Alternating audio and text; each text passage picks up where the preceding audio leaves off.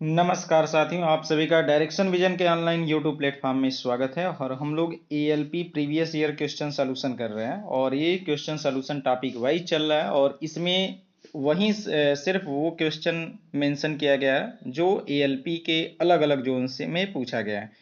तो यदि आप एएलपी का प्रिपरेशन कर रहे हैं और आपको चाहिए कि हमको एएलपी में आए गए क्वेश्चन को रिवाइज करना है, तो हमारे साथ बने रहिए। आपको 10 सेलेक्टेड क्वेश्चन मिलेंगे और आपका रिवीजन बड़े अच्छे से हो जाएगा। तो पहला क्वेश्चन आज का क्या है?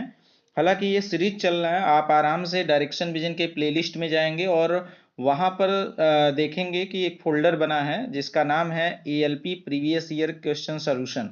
तो उस पर जब क्लिक करेंगे तो आपको सारी क्लास आपको मिल जाएगी। तो आज की जो क्लास है वो देखेंगे, चूंकि लिमिट फिट टॉलरेंस अच्छा टॉपिक होता है, एएलपी में भी ठीक ठाक क्वेश्चन आए गए हैं, इसलिए इसको दो भाग में हम लोग सॉल्व करेंगे। और इसका पहला भाग आज हम लोग देखेंगे। इसका पहला क्वेश्चन है, एक घटक के बीमा के मापित आकार को कहा जाता है the measured size of the dimension of the component is called.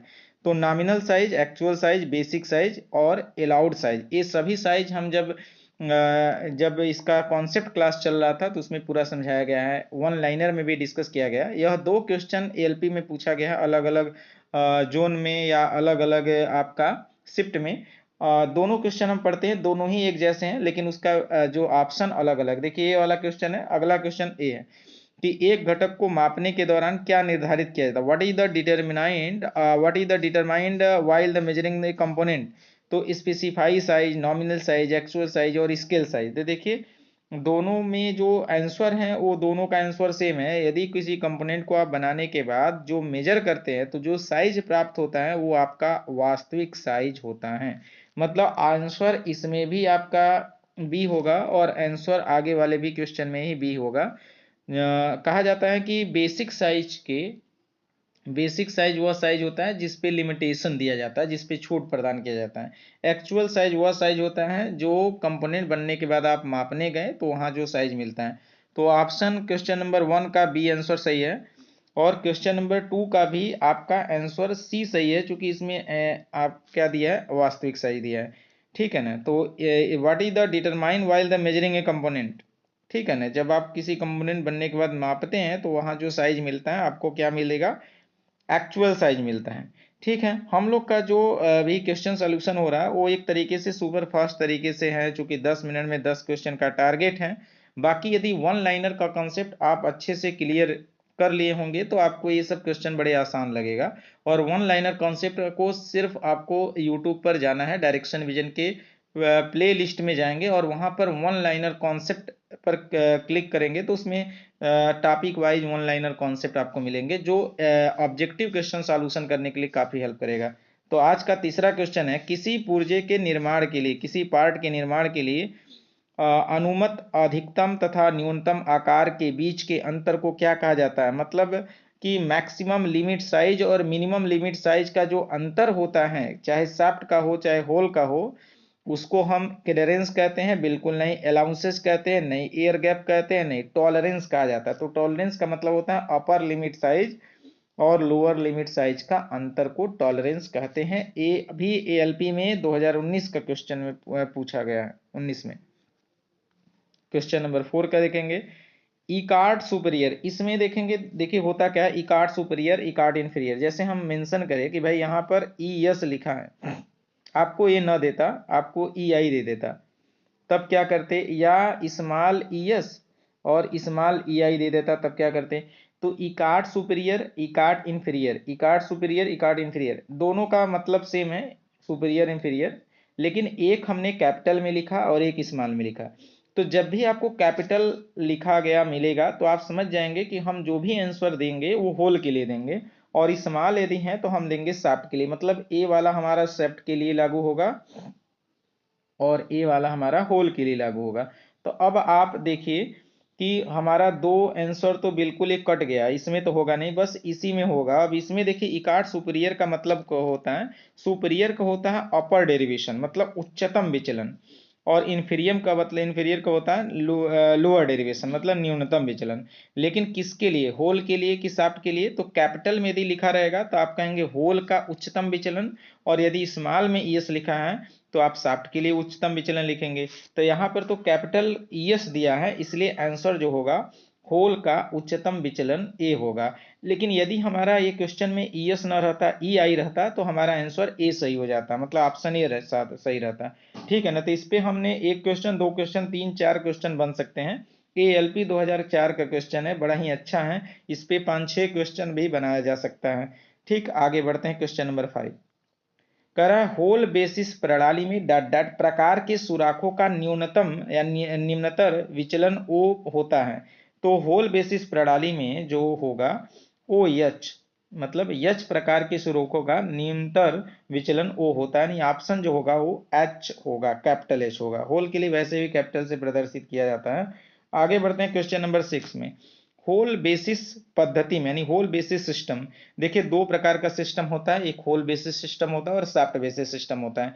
Whole basis system में क्या होता है, होल को कांस्टेंट रखते हैं और आवश्यक फिट प्राप्त करने के लिए हम शाफ्ट की साइज को कम या ज्यादा करते हैं, ये कॉन्सेप्ट होता है।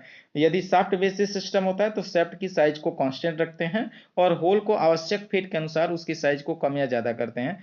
तो यदि होल बेसिस सिस्टम होता है तो कहने का मतलब इसका फंडामेंटल, होल का फंडामेंटल डेरिवेशन 0 होता है, और शाफ्ट बेसिस सिस्टम में शाफ्ट का फंडामेंटल डेरिवेशन 0 होता है। ये आगे का कॉन्सेप्ट है, वन लाइनर कॉन्सेप्ट पढ़ेंगे तो बड़ा अच्छा हम अपने कॉन्सेप्ट को वहां पर मेंशन किए हैं।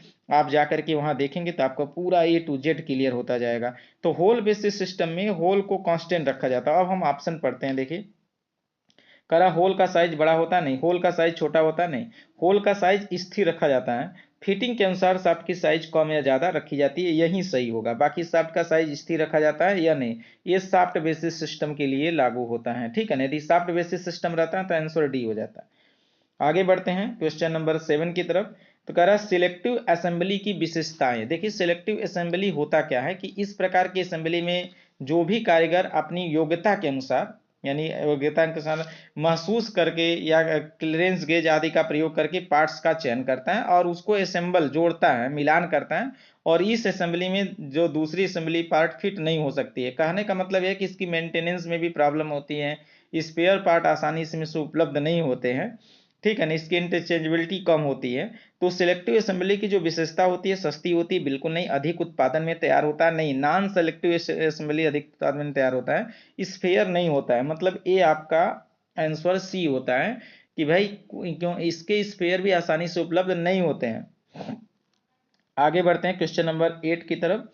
देखिए नॉन सेलेक्टिव असेंबली की कौन विशेषता नहीं है। देखिए ये भी बड़ा अच्छा क्वेश्चन है, नॉन सेलेक्टिव असेंबली की कौन विशेषता नहीं है। तो नॉन सेलेक्टिव असेंबली का मतलब समझे ना, नॉन सेलेक्टिव असेंबली की जो बाजार में उपलब्धता नहीं होती है, विशेषता नहीं है, बाकी सभी इसकी विशेषता है। जैसे नॉन सेलेक्टिव असेंबली में बोला जाता है कि भाई ये सस्ती होता है ना, ये सस्ता होता है और अधिक मात्रा में उत्पादित होता है, रिप्लेसमेंट आसान होता है, इसकी इंटरचेंजेबिलिटी ठीक ठाक होता है, मेंटेनेंस सरल होती हैं, ये आदि इनकी विशेषताएं हैं। विशेषताएं नहीं हैं तो आप बाजार में उपलब्ध इसके जो बाजार में उपलब्ध नहीं होता है। तो आंसर जो क्वेश्चन नंबर 8 का वो ऑप्शन ए सही होगा। आगे क्वेश्चन नंबर 9 देखिए, number of grade of tolerance in BIS system.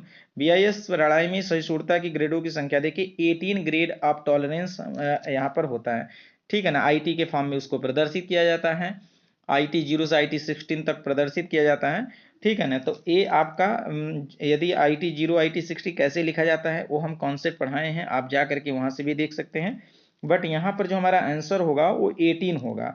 18 number of tolerance grade हमारा BIS सिस्टम के लिए अनुसार रखा जाता है। क्वेश्चन नंबर देखिए 10। क्वेश्चन नंबर 10 हम लोग का है, छिद्र आधारित मतलब होल आधारित प्रणाली में, होल बेसिस सिस्टम में छिद्र के आकार को अपरिवर्तित रखा जाता है। मतलब होल बेसिस सिस्टम में होल के साइज को कांस्टेंट रखा जाता है, इसका मतलब ये है, और वांछित फिट प्राप्त करने के लिए डॉट डॉट डॉट का साइज बदला जाता है। हमने बताया होल बेसिस सिस्टम में होल के साइज को कांस्टेंट रखते हैं, आवश्यक फिट प्राप्त करने के लिए हम शाफ्ट के साइज को बदलता है। तो देखिए डॉट डॉट डॉट की जगह छिद्र का आकार बदलता है, सहिष्णुता का आकार मतलब टॉलरेंस का आकार बदलता है, फिट का आकार बदलता है, और ऑप्शन डी है शाफ्ट का आकार बदलता है। तो कौन सा सही ऑप्शन होगा? डी ऑप्शन सही होगा। तो ये आपका 10 क्वेश्चन थे जो एएलपी में पूछे गए हैं। बाकी लिमिट फिट टॉलरेंस का और भी क्वेश्चन हम लोग दूसरे भाग में देखेंगे, चूंकि ये इंपॉर्टेंट होता है। आप आराम से हमारे डायरेक्शन विजन के साथ बने रहेंगे। लेकिन अभी तक आप चैनल को सब्सक्राइब नहीं किए हैं तो चैनल को जरूर सब्सक्राइब कर लेंगे। आपके दोस्त वगैरह यदि आपका एएलपी प्रिपरेशन कर रहे हैं तो वीडियो को शेयर कर देंगे।